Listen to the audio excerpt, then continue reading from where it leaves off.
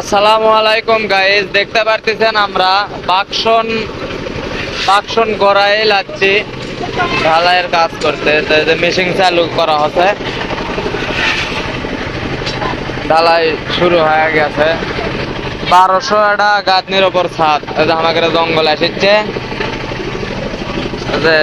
এগুলা হচ্ছে বালু, কোনো ডোমার বালু নাই। আজকে ঢালাইয়ের সাথে ভাঙ্গাটা সেই আছে, ভালো আছে। এটা হচ্ছে আমাদের ছাদ, এটা ঢালাই করা হবে।